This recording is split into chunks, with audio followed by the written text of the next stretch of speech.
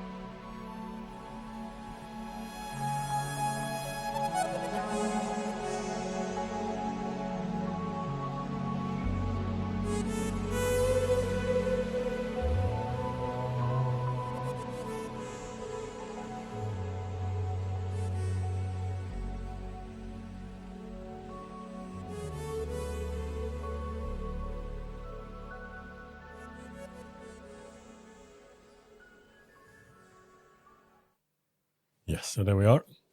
Blade Runner Blues, 7-track on Blade Runner. And I guess, Chris, you have quite a lot to say about this one. I don't know if I have so much to say about it, but I really, really like it. It's an iconic song. It's the synth of the Mona Lisa of synth.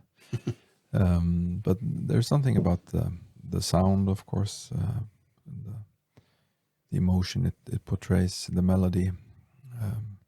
It's like this prototype night, the dark city song, but in an 80s version with a synthesizer.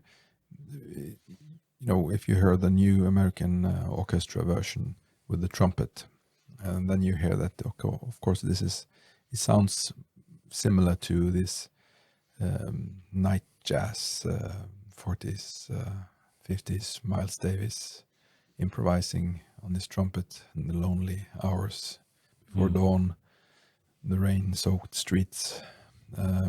It's that type of feel, but just played with 80s instruments. And well, there's just something about this track. I never tire of it. I've heard it, don't know how many times. This long track, it's the longest theme on the album, almost 9 minutes long. And bootleg versions, there are longer versions, but I think they cut that. Vangelis cut it at the right moment. Yeah. I mean, it's not a lot happening in the track if you look at it that way. It's these long synth chords, string synth, beautiful chords, beautiful sound.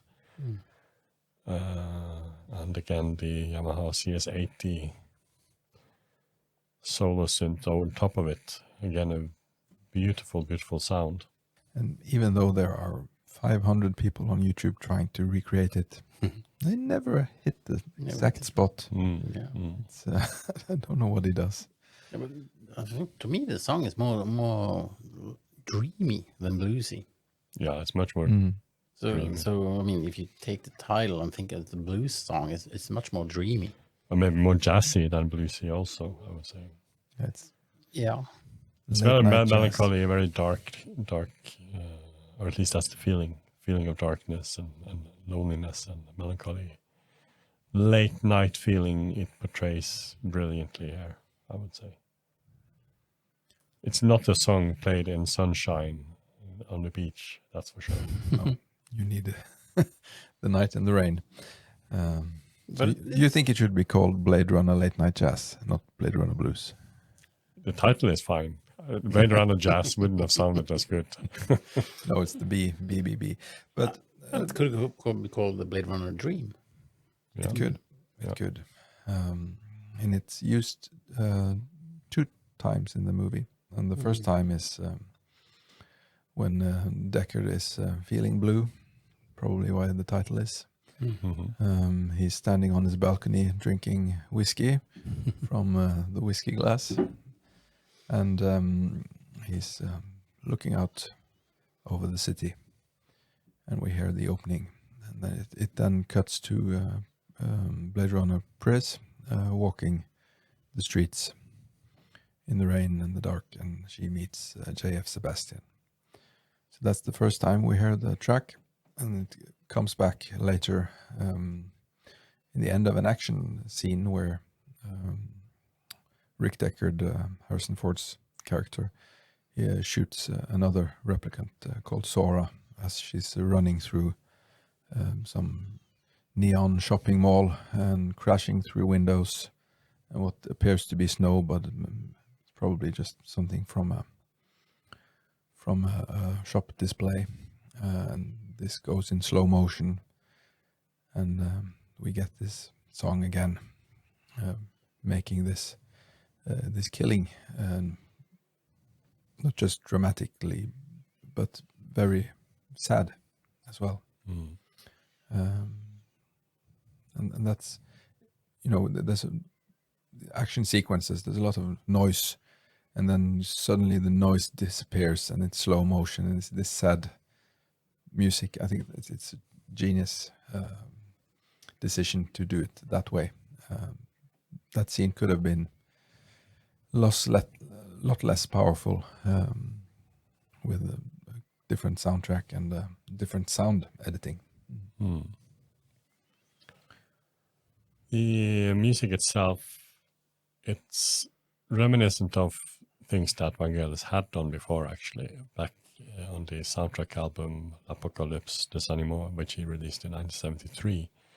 There's a track called The Sing Blue, which is also in a similar vein, long, slow string synths and Improvisation, probably. probably also improvisation. This is also an improvised melody, more or less, written as Vangelis watches the movie and as he just sits down and plays along, basically, for 9-10 minutes or so.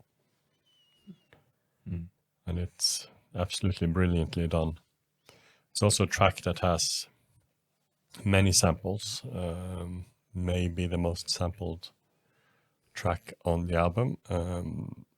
Could possibly be because it is very easy to sample it. It has no rhythm, no drums, not a lot of instruments, which makes it easy for a clean sample, I guess.